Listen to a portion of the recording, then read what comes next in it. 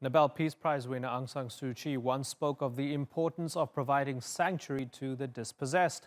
In her Nobel lecture, she said, "Our aim should be to create a world free from the displaced, the homeless and hopeless." Fast forward just 7 years, and the lady, as she is known, stands before the International Court of Justice for ignoring those same words when it comes to Myanmar's Rohingya Muslim minority. She is denied any culpability for what the UN has dubbed a textbook case of genocide. And she's now defending the same military generals who for decades imprisoned and tried to silence her. Natalie Perhonen reports. Myanmar's Aung San Suu Kyi is no stranger to the world stage. She's been there as a Nobel Peace Prize recipient and a human rights icon.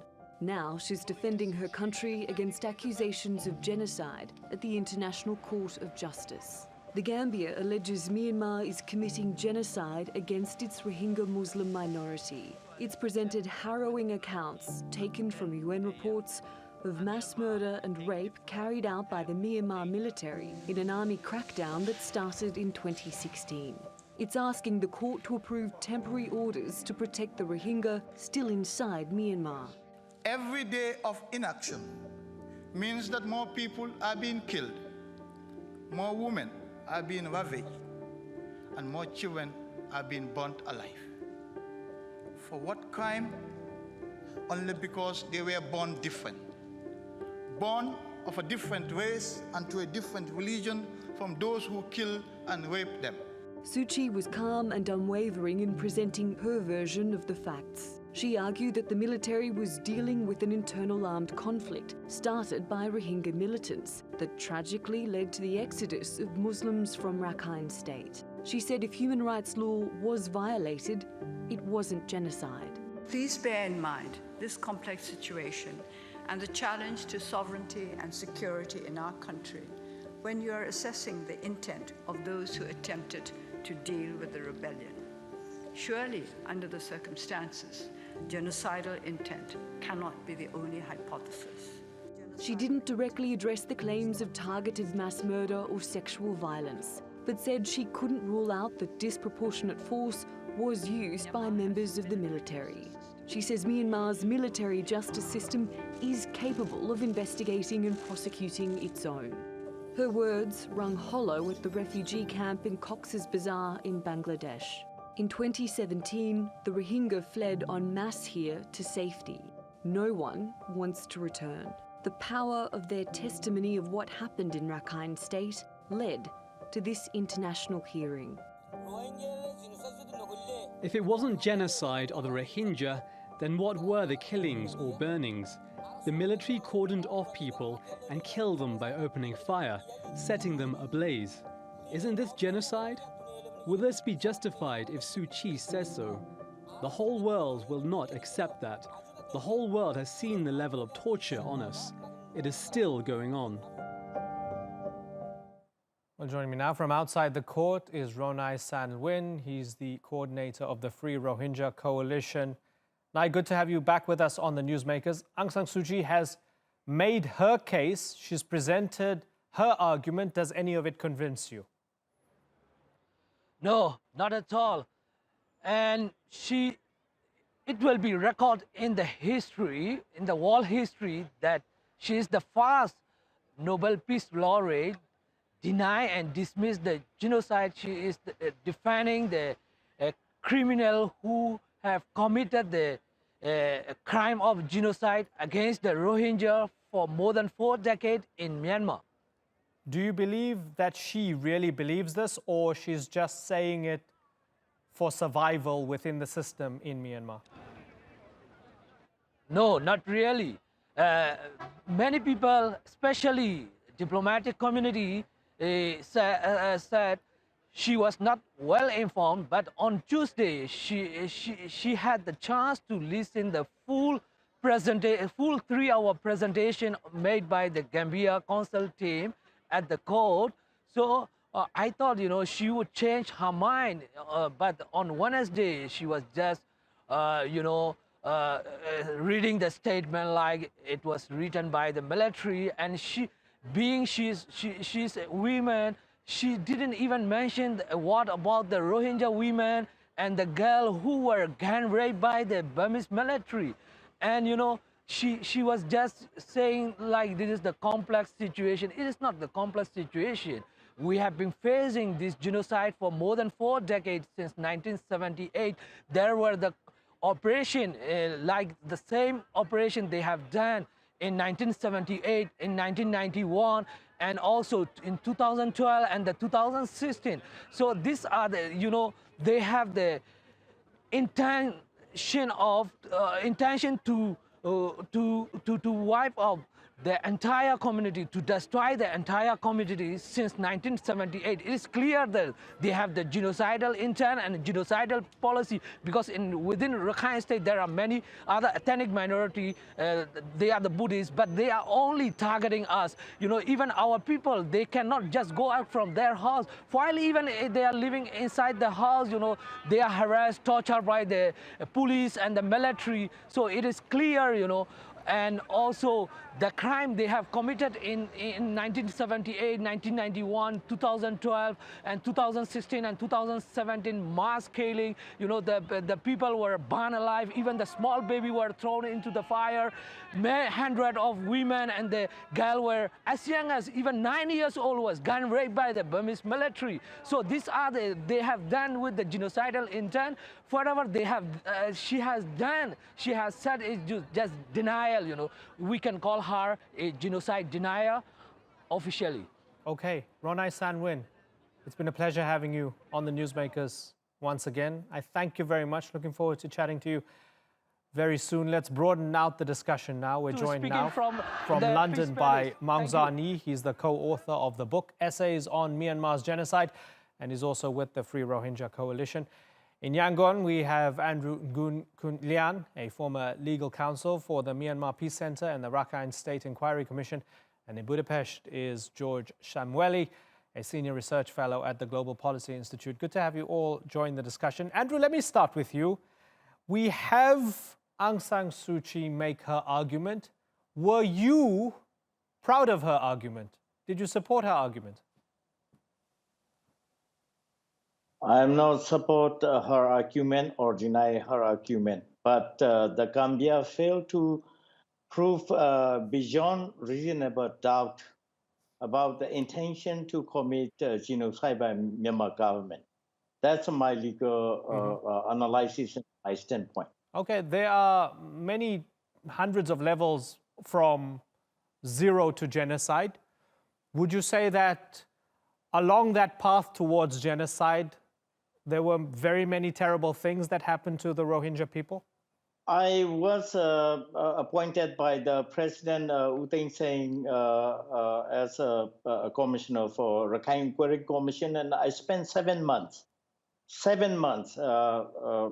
Rakhine State twice. And I can tell you that what the outsiders are saying is not reliable and not okay, so let me put it to you this way. Andrew, right? So, okay, so you're saying that there's no genocidal intent, but that doesn't mean that there weren't massacres or weren't terrible things that happened. Do you accept that the military in Myanmar did terrible things to the Rohingya people? That they massacred, that they raped, that they burnt homes, that they ethnically cleansed? No. Okay. Maung Zarni, come in. Are you surprised by Andrew's claims? Not at all. I expected nothing less than this sort of, unofficial apology or defense and denial from a legal staff member or Rakhine Commission inquiry, set up by President Thein Sein. Just to remind you, President Thein Sein was one of the military generals under whose leadership and under whose watch the early 2012 bouts of organized violence against Rohingya took place.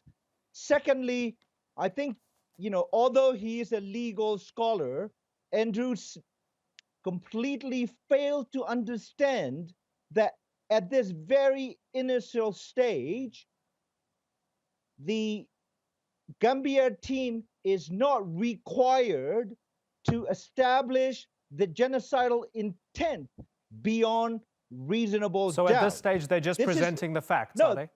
No, they are they are establishing what is called plausibility of genocidal intent. They have done a brilliant job today. If you watch it, Paul Richler, the lead counsel for the Gambia team, rebutted Myanmar's, unbelievable denial, blow by blow. Okay. I want to bring in George Szamuely for a slightly different perspective here. Just big picture, George, do you trust the legitimacy of this court? Well, I trust the legitimacy of the court. I don't trust parties that seek to get genocide rulings. I mean, the Genocide Convention was adopted by the United Nations after a lot of debate. Countries didn't just sign on to it and think, oh, this is nice, we must stop genocide. There was a considerable amount of debate, and it's very clear what Article 2 of the Genocide Convention says. All of these atrocities can be dubbed genocide if they are perpetrated with genocidal intent. And that means exactly what it says. No other plausible motive but genocidal intent is possible. That the only possible inference is that these acts were committed with genocidal intent. Now, the ICJ has made a number of rulings on this issue. I mean, there was the case of Bosnia brought against Serbia. There was the case of Croatia brought against Serbia. And the ICJ was very explicit each time it rejected the genocide finding, because it said, yeah, you can list any number of atrocities, deportation, ethnic cleansing, rape, whatever.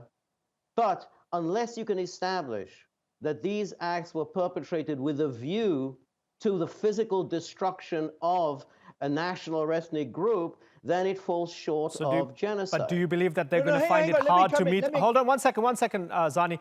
Yeah. George, do you believe that they're going to find it hard to establish or meet the criteria of the 1948 Genocide Convention? Yes, I think so. Okay. I think this case will not. Yeah, yeah, it'll go against the Gambia. Yeah, let me come in. You know what? I studied for 8 years under the American investigator of SS officers who served at the Nuremberg Tribunal, by the name of Robert Cale. And I studied this Rohingya genocide for the last 10 years. And I came from an extended military family whose member included deputy commander of All Rakhine Command in 1961. And I worked with 3 Burmese military intelligence services chiefs when I was trying to lift the sanctions against my country. But through my 10 years of research, I have found that more than overwhelming evidence to establish genocidal intent that began in 1966. This is what happened. Since 1966, Myanmar, or the Burmese military and the state of Myanmar as a whole, has institutionalized policies that are designed to demographically re-engineer the northern Rakhine state from predominantly historically Muslim to a Buddhist state. And I think, when you say there are no physical evidence, well, 39,000 physical structures in 392 villages systematically destroyed, wiped out over 4 decades. 4 different waves of genocidal purges have been taking place. Yes, Zarni, and this is and this is part of the story here, right? Because you have a counter history that was provided by Aung San Suu Kyi. It might not be accurate history, but she brings a narrative and says the situation is complex. Andrew, I want to look at this from a different angle now as to how seriously Myanmar takes atrocities that they accept by their own army against the Rohingya. I want to point you to a tweet by Sean Gleason, the journalist, who said that Aung San Suu Kyi is saying that legal proceedings in Myanmar need to run their course. The soldiers who murdered 10 unarmed Rohingya civilians in Indin spent half as much time in jail as the Reuters reporters who exposed the massacre. So they were given a certain amount of time and then they were pardoned, right? So with that in mind, Andrew, who's Myanmar trying to kid here? They don't even take it seriously. They say we're punishing people who commit atrocities, but you give them less time than Reuters journalists who talk about it. First of all, I would like to respond to Dr. Zarni. Okay, how about, friend, if you don't mind, Andrew, if you answer the question first and then respond to Dr. Zarni, please. Okay. Thank you. Okay, let me respond this one. Okay, killing 10 people. This is, if you try to tame or name as this is a genocide, okay, go for another country. Every country. How about we talk about Myanmar? Let's focus on Myanmar. This is a daily show. Every day we talk about a different country. Today we're talking about Myanmar. So let's keep our laser focus on Myanmar. Thank you. Yeah, this is not intent to kill the people. Okay, this is the fightings are going on. But she's saying, trust us to weed out our rotten apples. We're providing the example that the rotten apples that Myanmar accepts get less than a year in jail, less than the journalists who talk about the rotten apples. All right. Separate about military justice, national justice, and international justice issue. This is nothing to do with ICJ case. This is the things what happened in Myanmar. So why you try to... Yes, because she brought it up in her speech. Because she brought it up in her speech. She said, we identify the people who commit atrocities, because she did say, she acknowledged that disproportionate force was used, but that they did not distinguish clearly enough between ARSA fighters and civilians. I mean, what's interesting is that Aung San Suu Kyi seems to be taking this more seriously than you are, because you say all the reports are fake. Nope, I'm not saying that. She is not coming from a legal background, and she doesn't have a legal education. So she might say something or the other thing. Okay, so she's not as qualified as you are to answer this. Okay, address Zarni. Address Zarni. Okay, let me say Zarni. Dr. Zarni, we left Myanmar in 1980 something. All right, I came back here in 2012. Then I served 7 months in Rakhine Commission. I spend most of my time living in Myanmar and doing what real things are going on.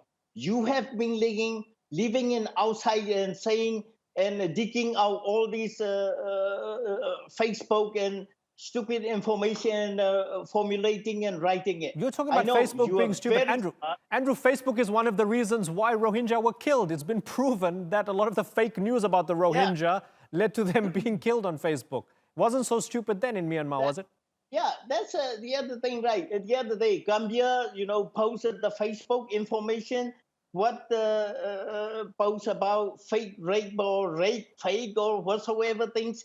Okay. Yeah, this is inadmissible case. Why we are talking about? Okay, so Zarni, you're on the outside, you're not on the ground, you don't understand anything. Respond to that. Well, UN fact-finding mission member has never set their foot on the ground. And, many genocide scholars, the reporters have never set, on the crime scene except in a tightly controlled government, the journalist tours.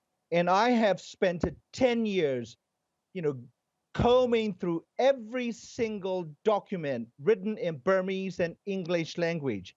I have interviewed, scores of rape victims, multiple times. I have seen children, Rohingya boys and girls with bullet wounds, stories to tell in Cox's Bazar across the street. Yeah. And the commission that Andrew served was headed by my history tutor by the name of Dr. Myomin.